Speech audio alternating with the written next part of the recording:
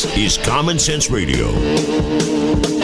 Straightforward and no excuses. All right. Come on now. This is the Steve Gruber Show.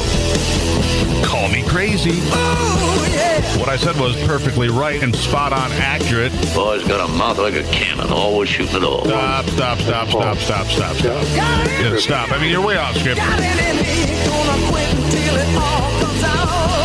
Hey, boy! Been a long education. Yeah, it's not cynical. It's common sense. Pay attention to me when I'm talking to you. I'm gonna rock the nation. Rock the nation. Genuine, accountable, and raw. Here is Steve Gruber. It's Tuesday, and welcome to it, my friends. It's the Steve Gruber Show, brought to you in part by Consumers Mutual Insurance. Consumers Mutual, a different kind of insurance company, to say the least. It's a co-op. It's a co-op, which means you have a stake in what happens. You have a voice. Anyhow, and all the confusion out there and the problems after I had my insurance canceled and then reinstated because of Obamacare, I chose Consumers Mutual through all the confusion for myself and my family. You'll like it as well. ConsumersMutual.org is the place to go to find out more. It's Tuesday, so we have a short work week, so a lot of work to do this week, and encourage you to get rolling and get started early.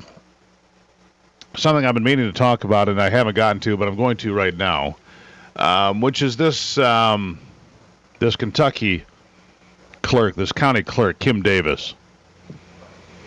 And if you want to tell me where I'm going wrong in this analysis, you feel free to step right up and call 888-900-9966, 888-900-9966, and I welcome and encourage your calls and conversation.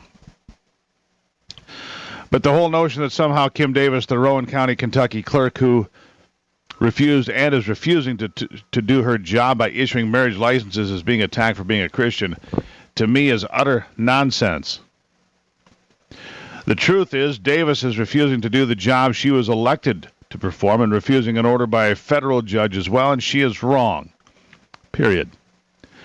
Claiming it to be religious persecution is the reason that she is in jail is nonsensical and a non-starter. Now, take this into account. Davis, who herself has been married 4 times, apparently issues marriage licenses to people getting married for the 2nd, 3rd, and 4th time. This, too, flies in the face of biblical principle, which does not condone divorce in any fashion.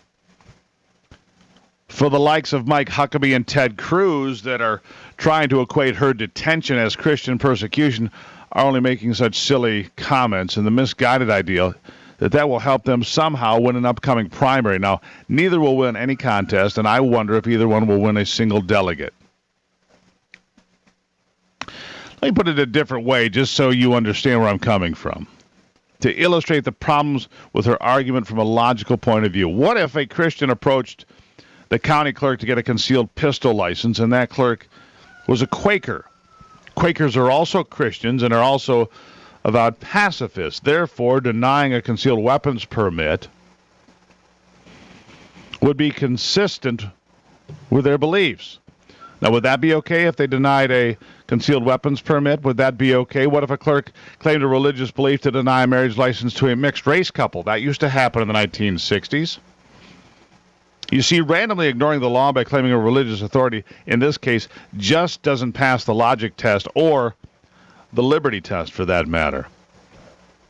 Now, in this case, if Miss Davis could not do her job based on her faith, which I respect, her faith, that is, then she should have stepped down. Her incarceration is of her own doing and choosing.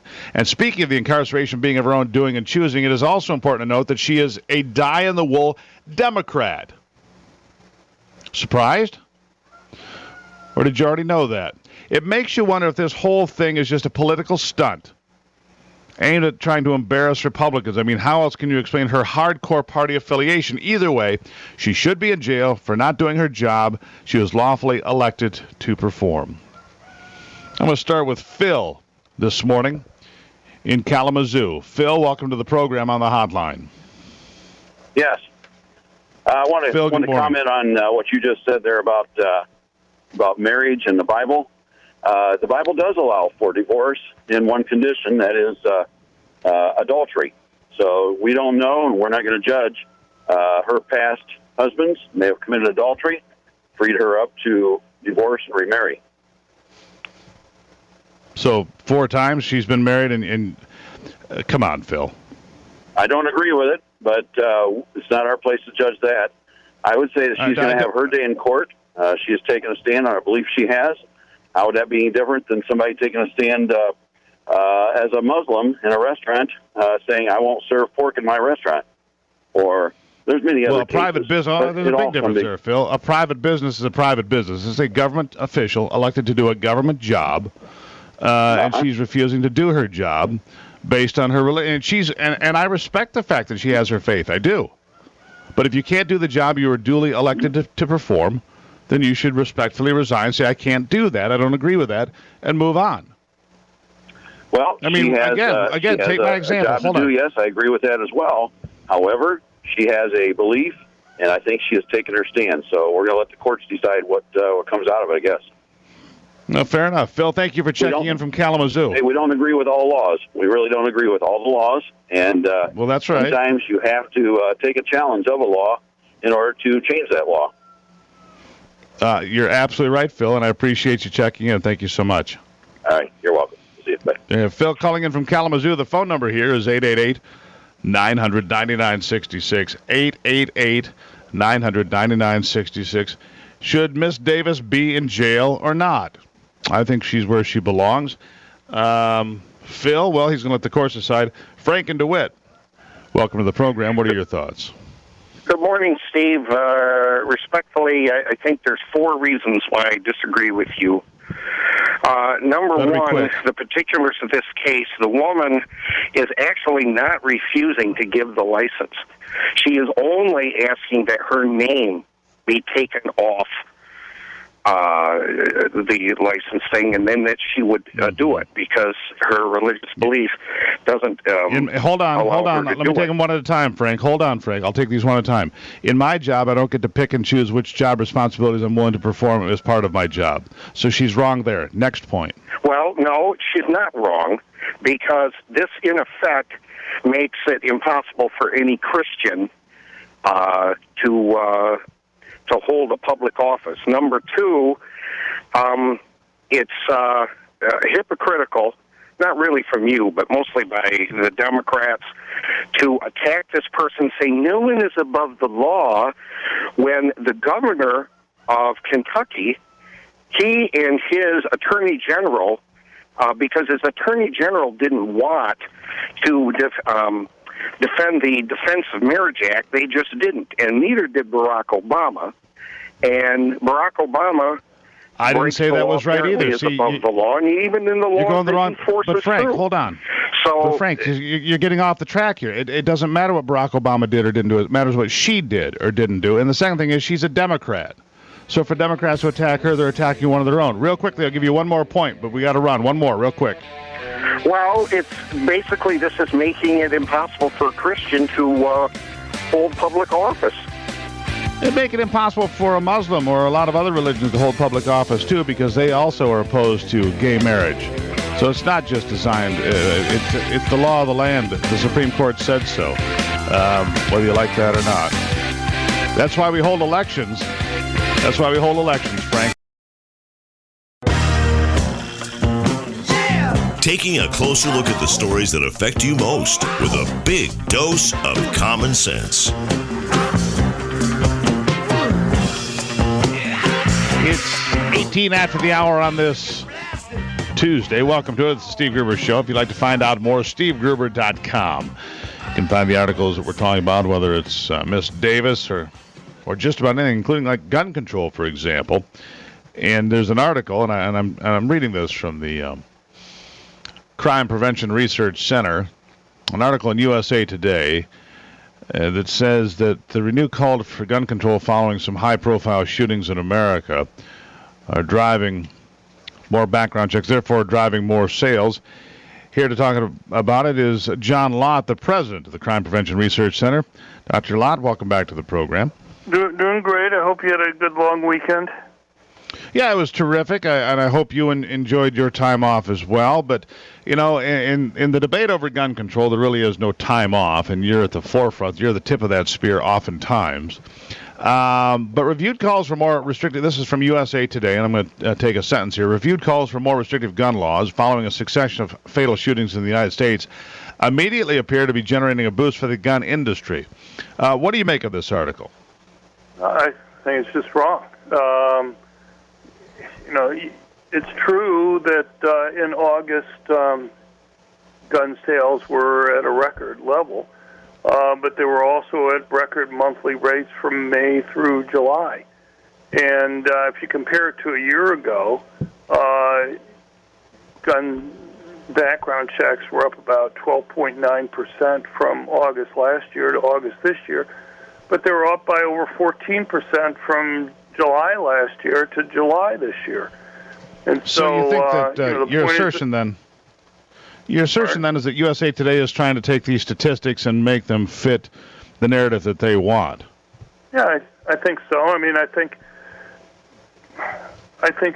for some people they want to just believe that it's only the threat of gun control that's getting people to buy guns, and I think generally what's happening is that people are becoming more convinced that ownership of guns is an effective way for people to protect themselves. Look, even if it was a shooting that had caused an increase in gun ownership, it still could be one of two reasons. It could be the greater discussion that we always see, in this case even within a few hours, or less than a few hours of the journalist attack that we've talked about. You had people making calls for new gun control laws.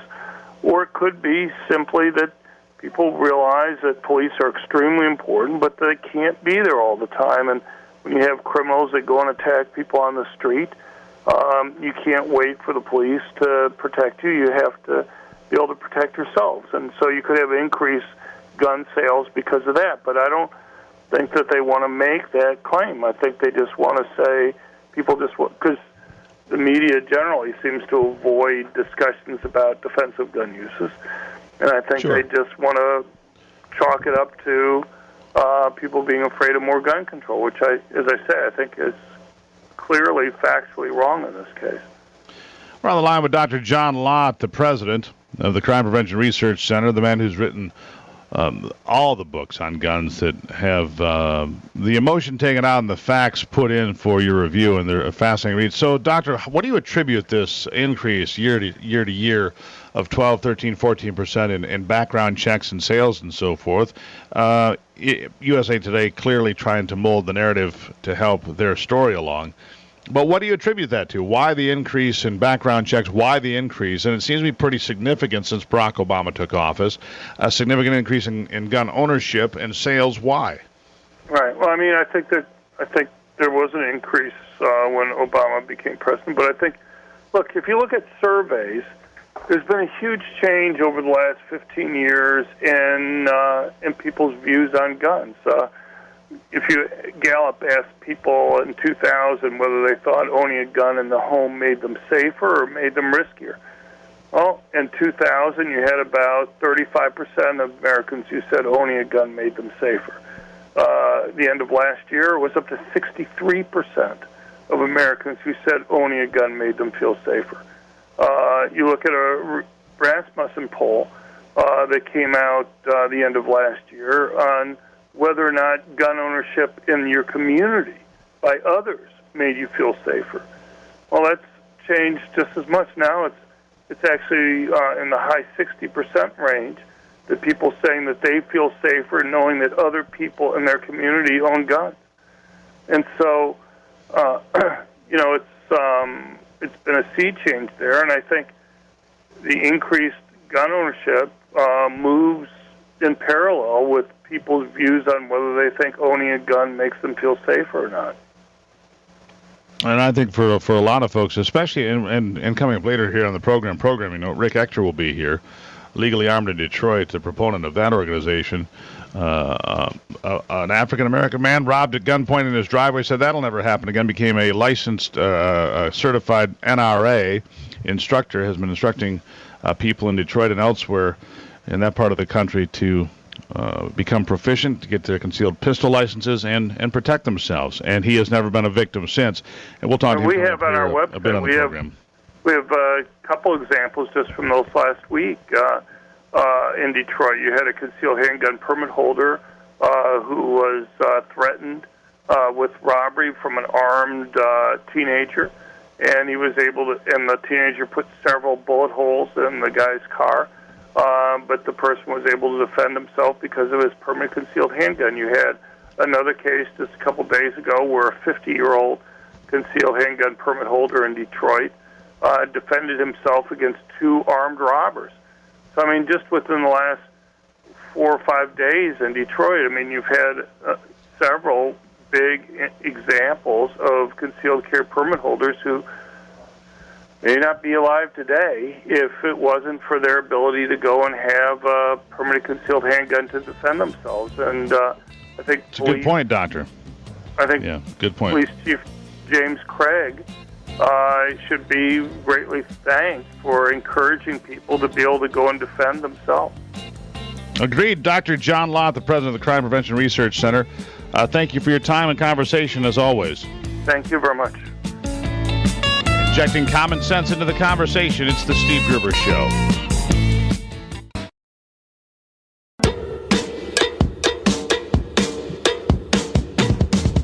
Taking a closer look at the stories that affect you most with a big dose of common sense.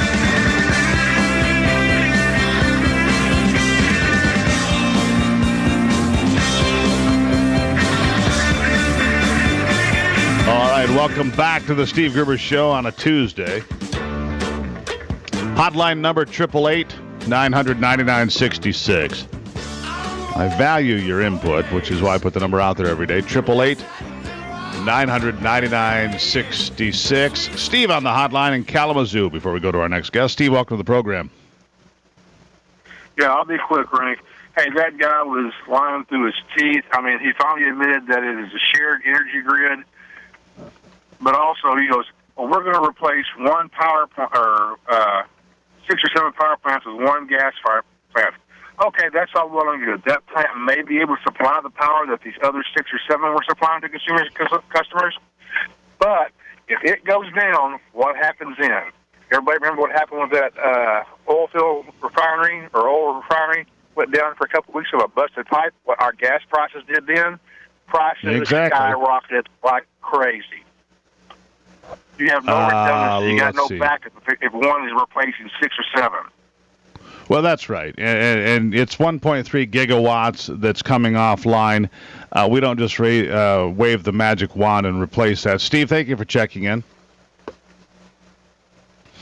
It's the Steve Gruber Show on a Tuesday. You know, a lot of work. And we'll have Dan Bishop back because there's a lot more to talk about as far as the power grid in Michigan. And 9 coal-fired power plants will be going dark by the 15th of April, 2016, and that literally is right around the corner. Shifting gears now, when you sit down to lunch today, whether at home or at a restaurant, do you ever worry or concern yourself much with food safety? And the answer is probably not. I mean, you probably take the precautions that any of us take, you know. You check your refrigerator. You know, I always check things that have been there a little bit longer than I think they should. But now there's a new U.S. Food and Drug Administration. There's a Food Safety Modernization Act coming that'll apparently increase our cost, but it's not going to increase our safety. Richard Williams is here, the Vice President of Policy Research at Mercatus Center at the George Mason University. Richard, welcome to the program. Thank you very much. So, all right, we've had some robust conversations here recently about food labeling and the arguments over whether or not I should know if my steak comes from Cambodia or Kansas, and arguing with Republicans that I agree with on many things, but saying, listen, I want to know where my steak comes from because that affects how I make purchasing decisions. I want to know if my shrimp comes from Vietnam. But tell us about this act. The U.S. Food and Drug Administration's Food Safety Modernization Act, FSMA, which you write will increase cost and it'll be burdensome, but it won't really do much for us. Richard, what do you mean? Well, essentially, we've been trying to do the same thing for decades, and I worked at the Food and Drug Administration for 27 years in food safety and nutrition, and we've been using the same approach of trying to regulate food and then go out and inspect every food company in the country and really now around the world, and it hasn't gotten us anywhere. The numbers don't change. Right now we have about 48 million illnesses, and that hasn't changed if you look at what's happened with pathogens. And this is the same approach. And the FDA's own analysis shows that in some places they're regulating when there's no problem. In other places where there actually is a problem, they don't really have a viable solution. This is not the approach that's going to make food safer ultimately. There's a much better way to go at it. Well, let's get to that in a second, but I want to take one line that I've picked out of what you've written here. Unfortunately, this method has been tried by the FDA before for products that do not have a control step between harvest and mouth, i.e. eating. Raw shellfish, for example. And I go back to this whole labeling issue with shrimp from Vietnam that has a contamination rate that's like above 60 or 70%. And yet the government doesn't want to tell me that this shrimp comes from Vietnam because it might affect competition. Well, what it might affect is my intestinal tract is what concerns me. Am I wrong? Well, absolutely. I mean, people ought to know where food comes from, and that's one of the ways that we're going to actually ultimately improve food safety. Even a decade ago, we weren't very good when there was a problem at tracing it back and finding out where exactly the problem originated. Today, we have things like radio frequency identification tags, RFID tags, that we can put on food, and we can trace it back. When we have a problem, find out where the problem is. We can actually be sure. We can do DNA matching which is great, with problem foods and food in the warehouse, and then we can find out exactly what went wrong.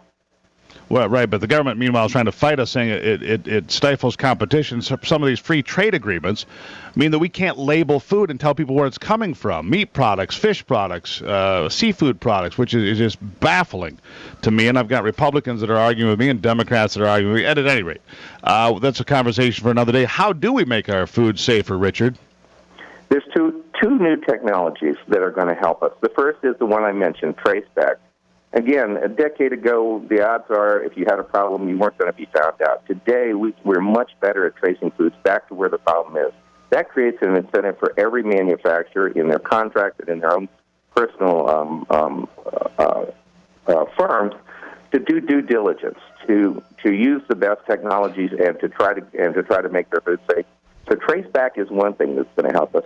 The other is the new technologies that are coming online, and even some that are not so new. For example, we don't use irradiation very much in this country, which is a shame because activists have convinced people that if you irradiate food, that there's radiation remaining on the food. It's just not true. In fact, irradiation is an excellent killer of pathogens.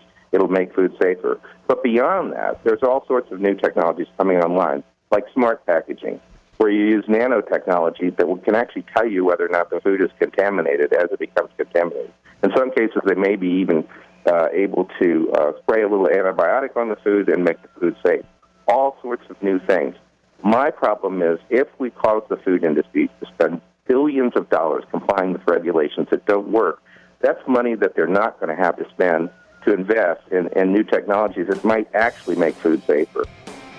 Yeah, but the problem, Richard, is you'll find some people from the green crowd, the flower sniffers and rabbit huggers, that'll tell you that somehow what you're doing to make food safer is, poisoning the world. Anyhow, Richard Williams, I greatly appreciate it. Vice President of Policy Research at the McCaddis Center, George Mason University. Great conversation, good information. Thank you so much.